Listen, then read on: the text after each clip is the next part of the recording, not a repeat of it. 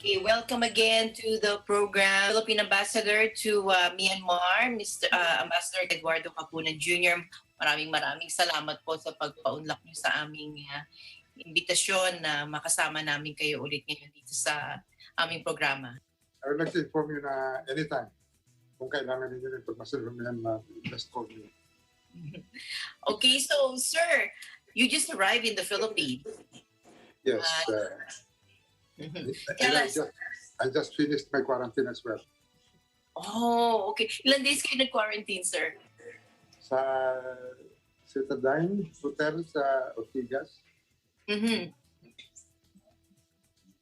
for 10 days. 10 days, all right. Sir, when you left Myanmar, can you tell us the latest situation there? No, not only when I left, but I am kept abreast by my staff in Myanmar about the daily developments going on. Mhm. So I received reports as of yesterday, and I'm expecting one again for today. Ganun po yung ano namin ang aming arrangement dyan, so that we are always we always look at it, analyze it, and see what might happen next. Mhm. So, what is the present situation in Myanmar, Mr. Ambassador, from the last time we talked? Has it gone better? Has it gone... Maraming pagbabago po sa the time that we last talked. Like for example, nung huli tayo mag-usap, there were just about 700 deaths all over Myanmar. Yes. Ang cause of death are gunshot wounds. Now it's reaching something like 800 plus. And of course, may bagong mga developments ngayon doon. We are starting to see explosive devices exploding in Yangon and in other states around Yangon. And so far, we have counted about 50 plus explosions. But one thing peculiar about these explosions is that nung ina-analyze namin yung videos ng explosion, ang usok ng putok is white. And for a train, I know for a fact that it is a low detonation process. Meaning, ang ginamit na explosive is not really high explosives.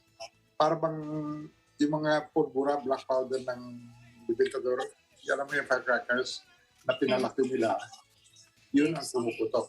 It's mga improvised explosive. I have yet to see an explosion na itim ang usok, which we call full detonation. Pagka full ang itim ang usok. And what I peculiar about this is minimal ang casualties. Meaning, nagpapaputok sila and mostly attributed to those who are against the military government. Pero when they situate ng nasasaktan, minimal lang. Siguro wala nga mga 10 ang nasaktan sa mga ganito, walang masyadong deaths. Wala masyadong shrapnel ang mga explosive nila. Yun ang isang bago doon. May isa pang bago nangyayari ngayon. The forces against the military government are starting to assassinate mga people whom they think are informers of the military regime. Like for example, sa mga townships nila, may dyan i-designate ang military regime na parang parang mga township administrators. And if these township administrators have created damage against these people who are against the government, meron mga incidents doon ang mga na-assassinate ito, nasaksak, na gano'n, nababaril. So there is this current development na ang opposition ng gobyerno is engaging in what I would call terrorist activities. No? Pero because of the small amount of casualties sa bomba nila, parang nababasa ko, parang announcement lang ito na, hey guys, we are still here. Buhay pa kami, hindi kami nawawala pa. Parang gano'n. Yun ang mga pagbabago ngayon na nangyayari. the Myanmar government classified this resistance government as terrorist. Yes, they have classified. That's why they refuse to talk to these people. The military junta refuses to talk to these people because of their classification as terrorists. Mhm. So nung in-announce ng military government na we are open to peace talks, they were referring to yung ethnic armed organizations. Mm. Not this one na against the government. Kasi ethnic armed organizations, it is believed that they are only fighting for their own local interest, Yes. not national interest. Mhm. So, yun ang medyo mabigat ngayon maramdaman na kahit na may problema sila sa political opposition, nagsisimula ng mag-gain ng strength, ayaw nila makipag-usap. Mhm. And then the only way para ma-settle sa nito is kung ma-open yung window na mag-usap na ang dalawa, di ba? Opo. Kasi kung magpatayan lang yung nasa pagkakatunggalit na yan, it will just heighten the anger, it will just heighten, the animosities. And hindi ko nakikitaan ng parang pagkasundo sila. Mhm. So, yun ngayon po ang thrust ng ASEAN na pagpaupuin sila para mag-usap-usap. Our Foreign Secretary, Teodoro Locsin, is apparently supporting, of course, democracy and the ousted civilian leader Aung San Suu Kyi. He was quite vocal about it. Is that the right approach in your view? And should the Philippines or ASEAN as a whole be doing more, do you think, to support the protests in the streets or to put an end to chaos there? Actually, as of now, Malaysia, Indonesia, Singapore, Philippines, they are supporting the old government, the duly elected democratic government. Mhm. The other members of ASEAN are still parang kinakapa pa nila Yes. ang sitwasyon. Which brings ASEAN to a very peculiar situation. Kasi ASEAN, hindi nag-decide kundi consensus di ba? Yes. So, after the meeting of ASEAN last June, ASEAN came up with a 5-point consensus recommendation. And none of these 5 were active. Well, sa action ng Myanmar, because ang si Minong Lang yung general ng commanding general ng Myanmar attended the conference, and the perception was that karoon ng consensus dun sa 5 points na yun. Mhm. But pagbalik sa Myanmar ng nila, they said that we can only comply with the 5 points of ASEAN if the situation stabilizes. Yes. Now, it's really a question of how do you define stability? Diba? Mhm. And stability vis-a-vis whom? When in fact they are closing their doors against, the anti-government faction. Well, the US, the UK, the EU, all these countries and entities have already imposed sanctions and Yes. on various officials and within the military junta in Myanmar. Or is that not far enough in your view? Are you getting my personal point of view? Siguro as a ambassador, I will not want to express my own personal point. I have my own personal point of view, but whatever I say here now is going to be construed as a government position. But one thing I know, the government is quite focused on the items that our government has said that, number one, they should sit together to talk.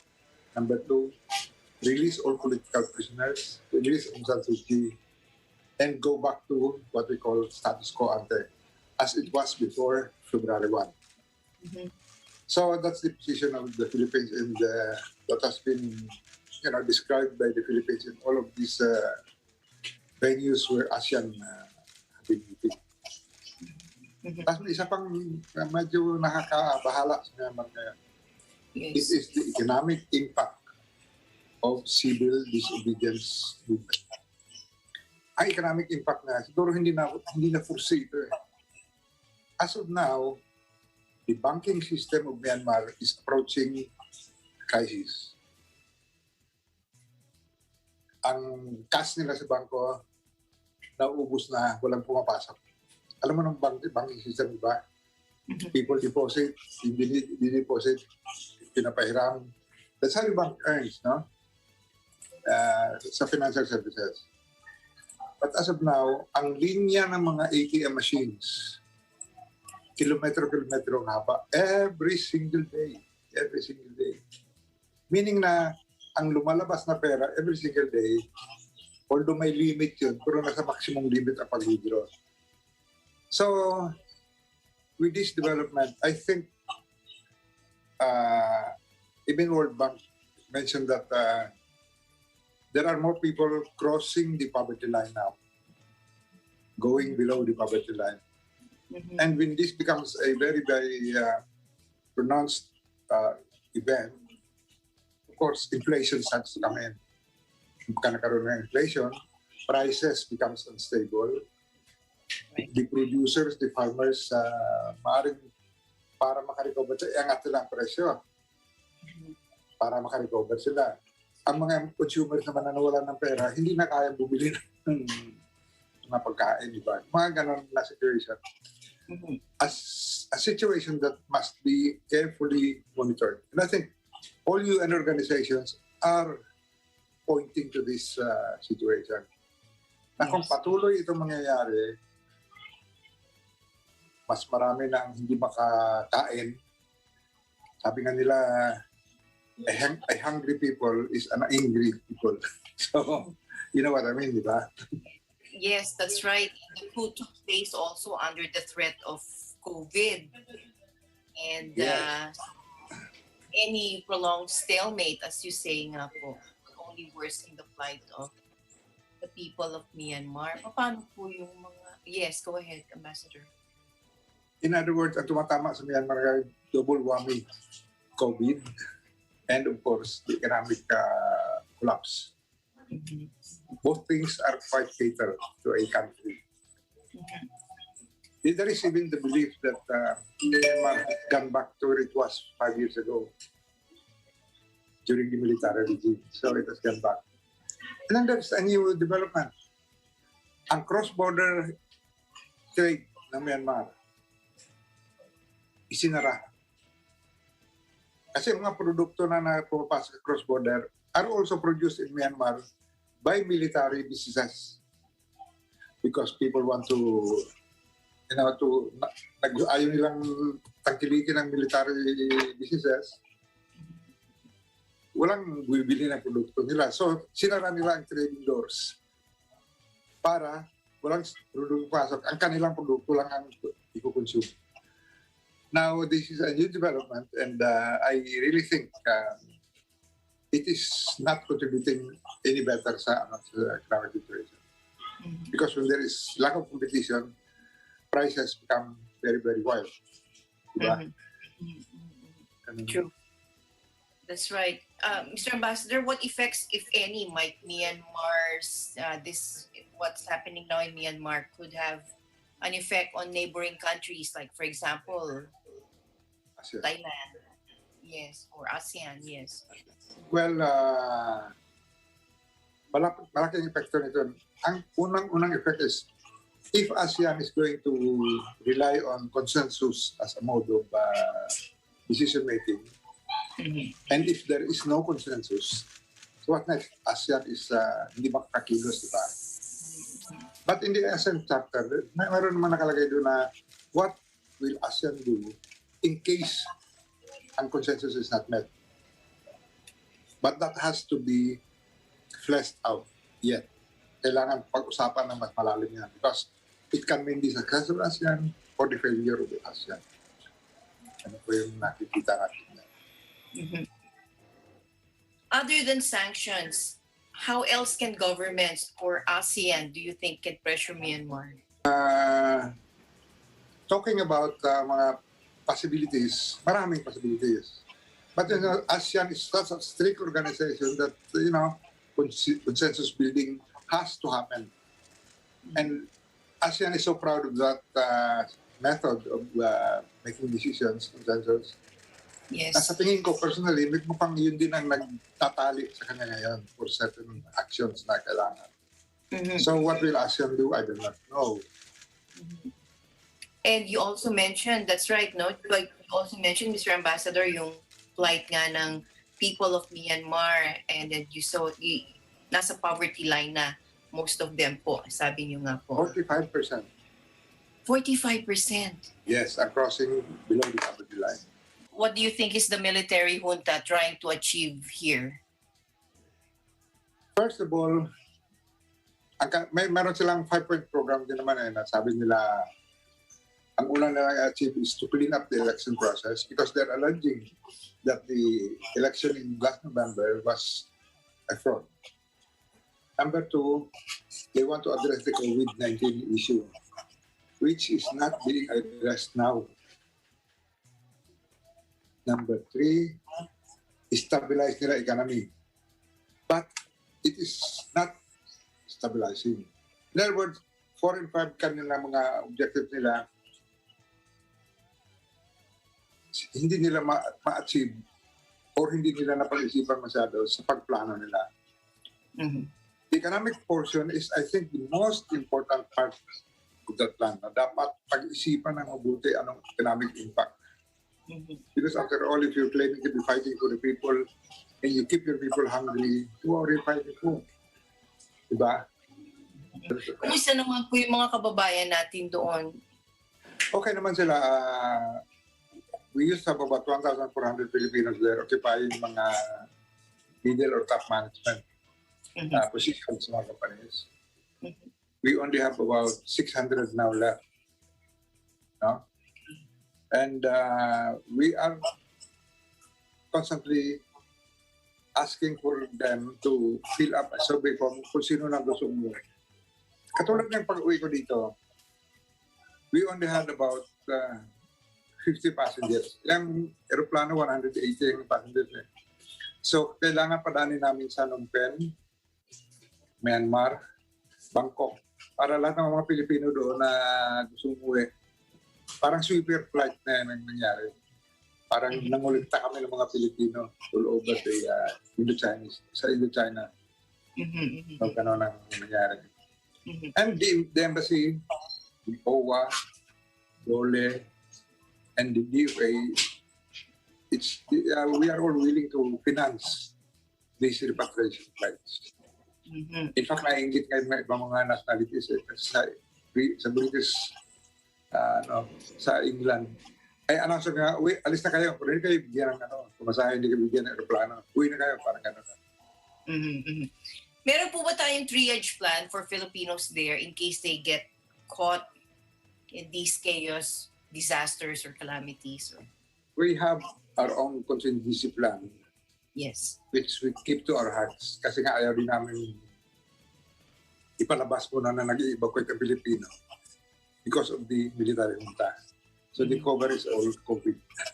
COVID yan lahat. Okay. So we have, yung una is, how do we communicate with the Filipinos? May contingency plan na rin yan. Saan namin sila dadalhin kung makuha na namin sila? Meron yung plano na yan. Mhm. Saan namin sila isasakay? Kung sarado ng airport, hindi na pwede. Paano ang gagawin namin? So, na-cover na namin yan sa aming contingency plan. Sorry, hindi ko lang ma-describe masyado kasi medyo, I keep Yes. it confidential sa namin. I understand. Yes. Okay. So, sir, baka meron kayong gustong iparating sa mga nanonood po ngayon sa inyo. Well, the only thing, turo ng message ko lang is para sa mga relatives ng mga Pilipinong naiiwan doon. Mhm. Mhm. Kasi I'll tell you the story. Meron isang Pilipina doon, na tinanong namin, gusto mo na ba umuwi? Sabi niya, sir, hindi po pwede. Ayaw pa. Pero yung nanay niya, nag-communicate sa embassy, bakit hindi niya pa pinapauwi? Anak ko. Na doon sa things na hindi namin aawayan kami ng magulang. Pero yung tao mismo, ayaw naman. And you know what? Marami sa Myanmar ayaw umalis dahil sa mga alaga nilang aso, pusa. Kasi hindi nila matransport. So, wala naman tayong magagawa doon, di ba? Eh, di ibig sabihin, no, siguro komportable naman sila. Hindi naman sila. In a way, komportable sila as long as hindi lang sila mag-participate sa mga demonstrations, mga rally. Huwag silang lumabas ng bahay after curfew. Huwag sila mag-ipon-ipon sa sa lugar na maaaring maging delikado. Basta maingat lang sila. As far as I can think of, mukhang safe pa naman. Safe pa naman. Magulang, yun ang gusto ko sabihin. Huwag kayo masyadong mag-alala. Andun ang embassy, andun ang gobyerno ng Pilipinas, andun ang Department of Labor, OWA, na konting pitik lang ganyan, nagre-respond ka agad.